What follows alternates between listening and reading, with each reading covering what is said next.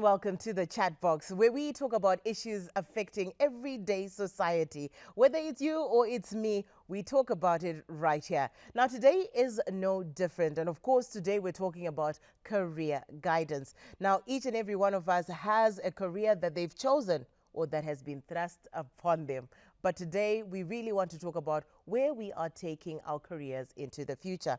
Now, career guidance and training services provide support for each and every single individual to identify a career path, develop skills, and achieve their goals. Today, we want to focus on exactly that, career decision making. Now, today, I am joined by two lovely gentlemen in the studio.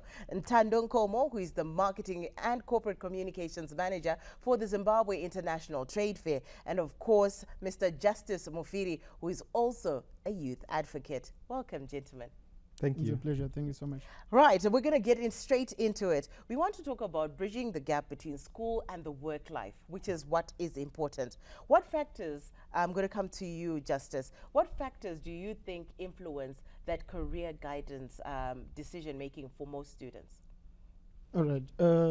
Thank you very much for that question. I believe that the main reason that somebody then decides to join a certain career or a certain path that is in terms of what they are going to pursue for their life is premised on what they see, what they hear, what they experience as they grow up, which means that sociologists would sum that up in a single word coined socialization, which means that the experiences that you go through as you grow up to now make decisions about what your life is going to become, it's premised on that which you experience. So your experiences are very vital in determining what you become, because this is the reason you find that it is not possible for somebody growing up in a multi-million-dollar home to dream of jobs in service to someone else. They actually dream bigger. So the dreams that we have are actually confined to the social spaces where we belong. I like that one. The experience of the individual is important. I'm going to come to you, Mr. Nkomo. As we talk about the experience and the environment of the individual, let's talk about how the education system right here in Zimbabwe, is it really aligned and supporting the experience of the individuals in their various spheres as we talk about maybe the local demand as well as the global demand? Great question.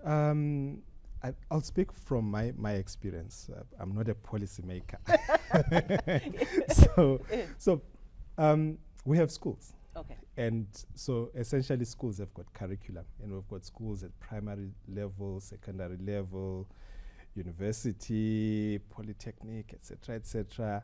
And the curriculum is supposed to produce people who are work ready, people who can work and meet the demands of the local economy, but also meet the demands of the global economy, so to speak. So is the curriculum or is the system aligned? I think that's the question. Is the system aligned? I think there are opportunities for making the system more aligned, more efficient,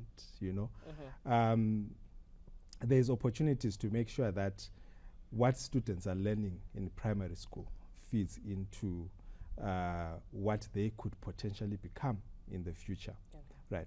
So I think the opportunities that I see, how do we get that grade 1 student to dream about a job that can solve a problem in Zimbabwe? If you think about yourself when you were in grade 1, what dreams you were having?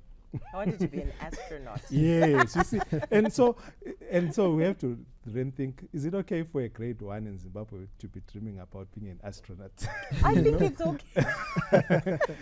So I see part of the solutions around alignment being to say, can we get more information out there to drive the right kind of curricula, so that the right kind of dreams and aspirations exist. I always look back and say, when I was growing up, we used to watch Chuck Norris and Superman and all yes. them. But Chuck Norris was a farmer. And I never But how many Zimbabwean children would like to be farmers, right? And it goes back to his question, that to his observation, that what we were seeing, So let's go back now to the schools today and say, what are students seeing, And I feel that is part of the missing link in terms of making sure that our system is well aligned, making sure that we have opportunities for students to see themselves in careers that truly contribute to the economy. Let's have a more romantic view of a farmer, a mechanic, a plumber, an electrician. Those kinds of careers that we have tended to shun are the ones that we need. And so it's not a situation of just the curriculum, but it's a situation of the representation of that curriculum. And I think that's the opportunity that I see. I like what you're saying, because when I think about it, earlier on, I wanted to be an astronaut, but I remember in preschool, we used to graduate, and they used to graduate us and write, you have a social degree, you are a science or a mathematical person, and they see that from an early age. But you only get an So you think about it, as I've grown up, I'm more in a social job, of course. So I want to talk to you, Justice, about how early a student should be actually thinking about their career and what steps to take. Yeah, I actually believe maybe the question should be rightly coined is, at what stage should society or the parents see that which is in the child, so that they can actually improve and build on it. We prune the students, we prune the children, we prune the ones that are still growing, so that as they grow up, they know and they are clear on the vision of what they want to do. And more intriguing is the fact that we're actually still focusing on the issue of careers. I think that quite limits the discussion, because even as you look at the statistics to do with those that proceed with education, the education system is producing a third of pass rate. The ones that pass, there's only 1 in 3 that pass their O levels in Zimbabwe. And that means when we are talking of careers, and because the society has socialized our children to think that you can only become a doctor, you can only become a teacher, you can only become a pilot, and you were a little sophisticated in your childhood because you actually thought or dreamed astronaut. That was a bit huge. But most of us, we dreamt around those common fields, and those are careers that have been promoted. But where does software engineering come?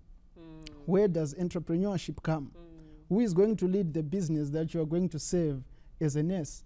That's true. So that means that the discussion, even as we talk about career guidance, maybe we need to talk about, opportunities expos, where our children are now learning of the opportunities endowed in the country, because those are huge, those are various, and those are numerous.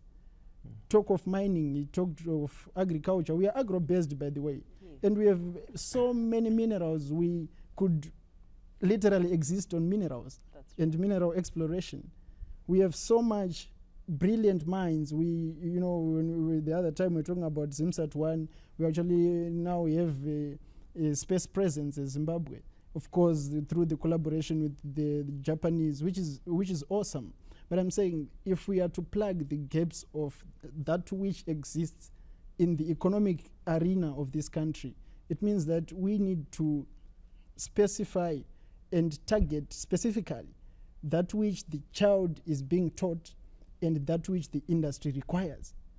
So that discrepancy needs there's need for us to broaden the discussion. It's not just careers. Children can dream bigger.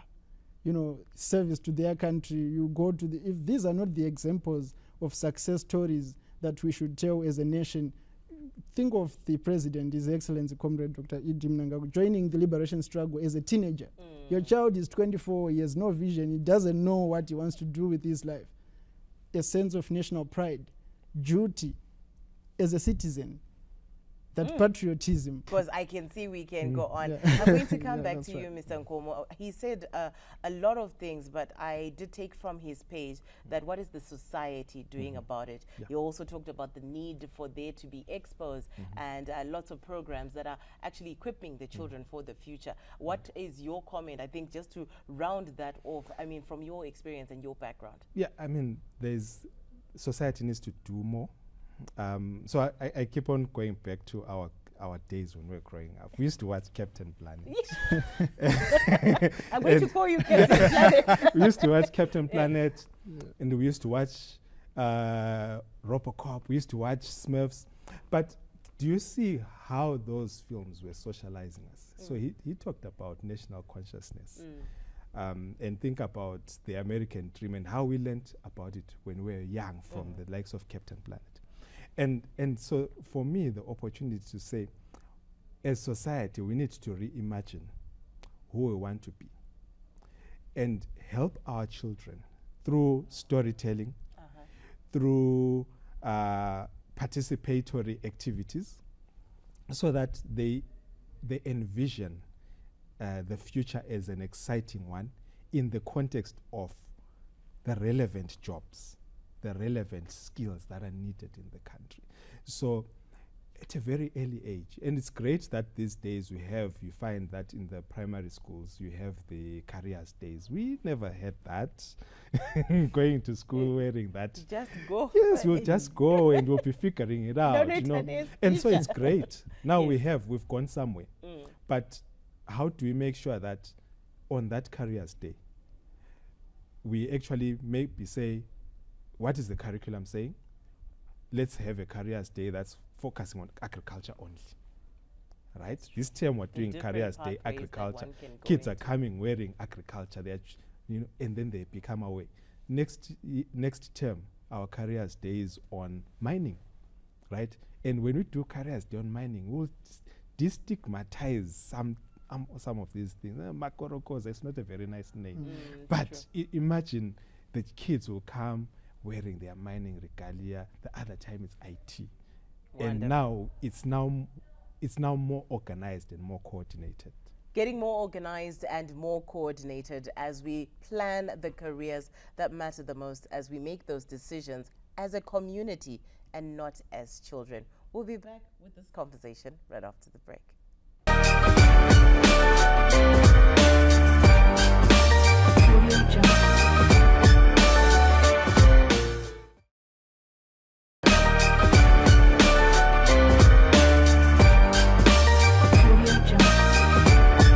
Welcome back to the chat box, where we talk the things that matter. And today we are talking about career guidance, because it is important as we are planning the careers of the future.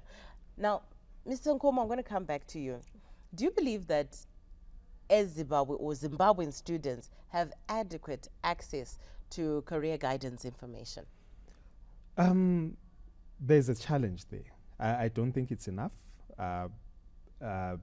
Maybe because what I've seen is that if you look at the high schools, for example, they have the guidance and counseling teachers, but those teachers do not have the adequate resource material to give students. So whatever information that they have is probably information that they are struggling to get out of their own experience, which might not necessarily be enough. So we don't have enough information. And I think there could be that challenge could be solved through greater industry participation in the production of career guidance resource materials.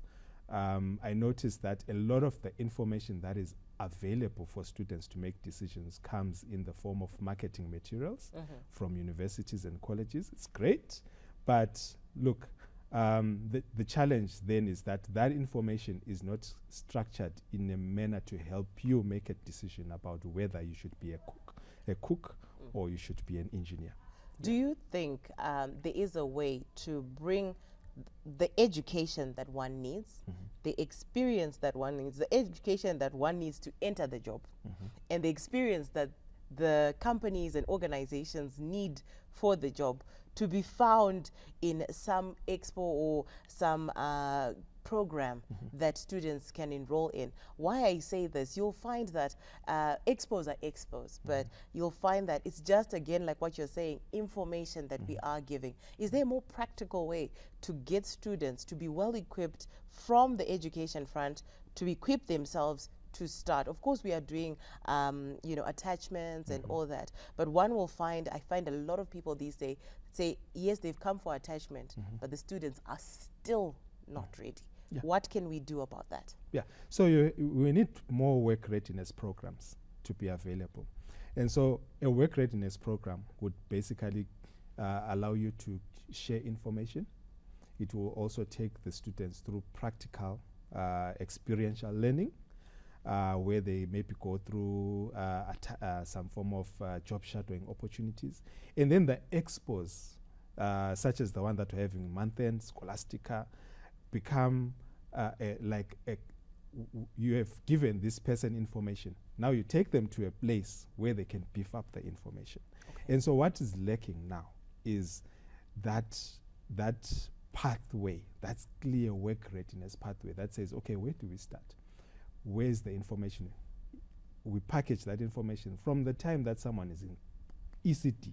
They should be getting information. Okay. And then they take that knowledge, they go and explore it through some practical situation. Then when they get to an expo or to a career guidance fair, they are now able to make the right decision to say, okay, you know what, I want to be a nurse based on the information that I got. And now that I'm in this expo, I want to know more about nursing. Yeah, and that's the disconnect that we're having. I'm going to come to you, Justice. You spoke in the earlier segment about how 1/3 get the O level or the A level that is required to enter formal education. But we also have vocational school learning. How important do you think vocational school learning is for one to actually know which career to take? And what do you think is missing from what Mr. Nkomo is saying about going into these expos, going into career guidance, and actually knowing how to do your job? What do you think can be done about the vocational, the non-training, the ones that actually don't qualify academically? Yeah, thank you for that. What actually happens is, so a third proceed with their education. There's 2/3 remaining behind. In our vocational training centers, you know, there are not as many in this country, but they consume a chunk from the 2/3 that remains. And then there's some youth service in Zimbabwe, they takes another chunk. Then there's the rest of them, you know, going down the line. Yes, but had society taught them at that stage that this is just one avenue. And so when we are talking about career guidance, we are speaking to a third of the people who actually make it through O level. But when we want to address the majority of these people, we need to have imbibed in them the idea that they need to know that there is more beyond working in the so-called white collar jobs. Look at the national vision. What are the priorities in the country's vision? So much construction work happening, engineering. Those are the skills on demand in the country. And then you are going to college, you are studying theology. We need pastors. I'm saying, yeah, you know, we need to be just saved. to put it into, we need to be into saved. perspective. Yeah, there is sometimes a need for us to align the education system to the demands of the industry. So there you have it, different things for different people. Technology also playing a part right there. But we also want to talk about entrepreneurship rather than employment. We'll be back right after the break.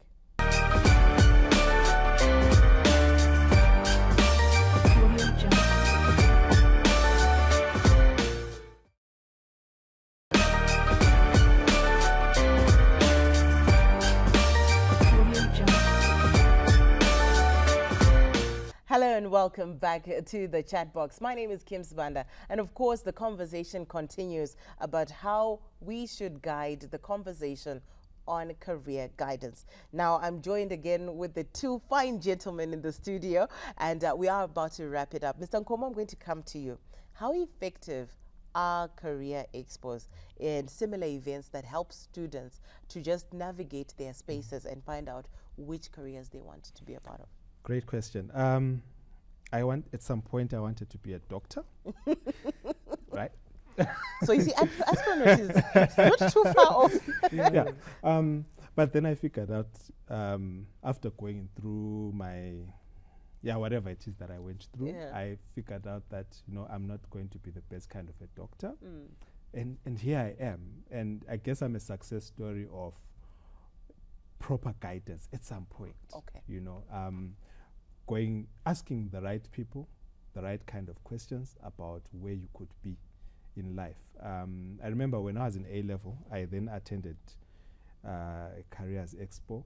I attended Scholastica, which is coincidence. Wow, and Yeah. coincidentally, Yes. oh, wow. And I remember that it is such kinds of places that then shaped my outlook around what I could potentially be.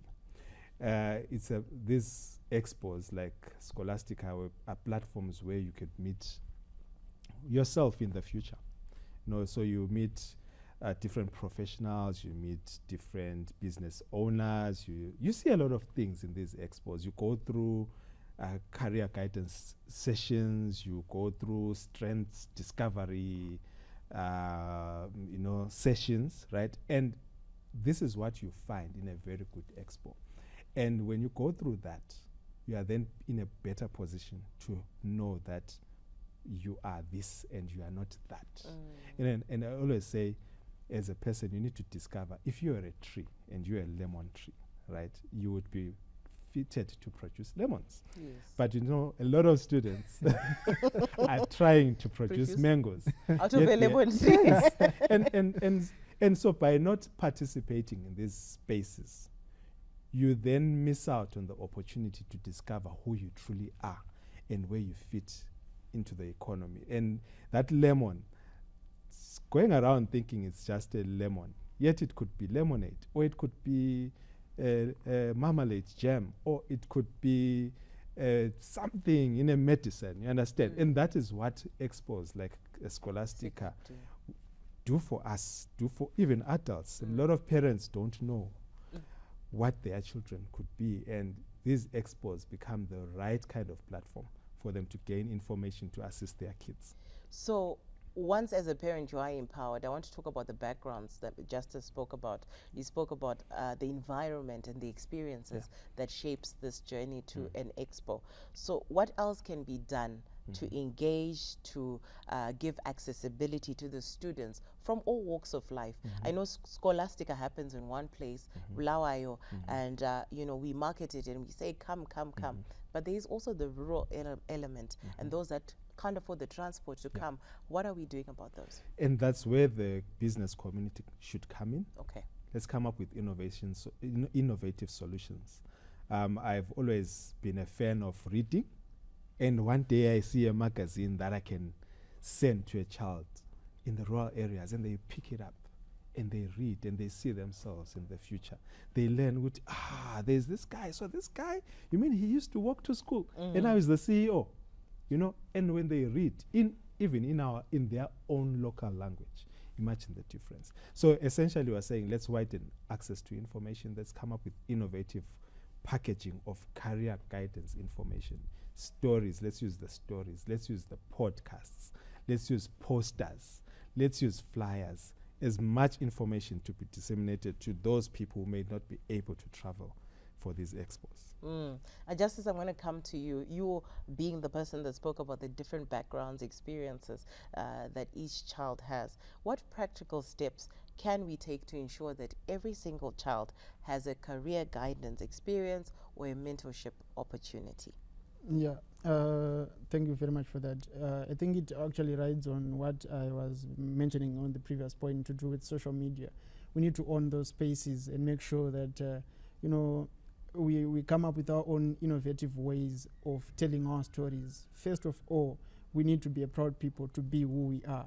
We need to tell our stories, and by telling our stories, we are imbibing the spirit of Ubuntu, the spirit of patriotism and service to the nation. The children at that very early stage need to understand that they are Zimbabwean and by being Zimbabwean, they can be anything. We are the owners of many civilizations, and we continue to shine on the global scale.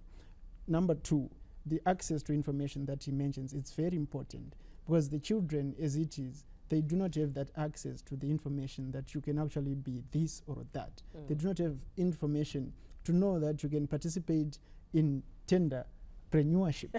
You can participate in that or this. All those avenues, they are available for children to exploit, but they do not know. And the next time we are coming here, we should be talking about expos to do with opportunities and not just careers. We want, Scholastica is great, and I actually call upon the youths that are present in the jurisdictions where these are going to be hosted to go and learn, and to also see what they can become and how they can be useful to the trajectory of development that we so wish to see on our country. All right, thank you so much. Mr. Goma, I'm going to ask you to wrap up for us. Scholastica is happening. Scholastica is for the students. And like Justice has rightfully said, we now need a Scholastica for opportunities. Yeah. What can you say to those that are listening in right now that want to come and explore their opportunities? They want to come and understand what's going on with their children's career, with their career, because we spoke about how the community needs to be empowered. If I can just have your last words in regards to the expo. Yeah, I mean, Scholastica is happening in Bulawayo from the 30th of July to the 1st of August. So we've called, imagine a big party.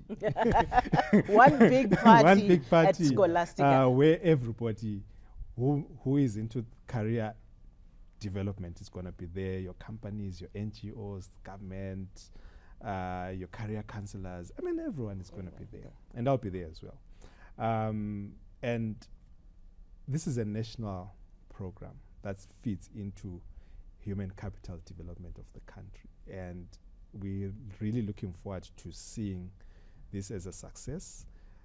And I guess if people are nice, we'll bring it to their provinces. You never know. We might bring it to Harare, we might bring it to Masvingo, take it to Victoria Falls. But the whole idea is that we want to ensure opportunity to gain the right information is available. So it's on the ZITF socials, Scholastica socials, all that information is there. And we're looking forward to everybody being a part of this. All right, there you go. We are looking forward to everyone coming through and being a part of something greater than themselves. The career that you choose is so important, the foundation of your future. And this future is not molded by the children. It's molded by the community. So hopefully we'll find you at Scholastica to see what you can do with your child's future. Until next time, this is the Chatbox, and my name, Kim Sabanda. Until next time.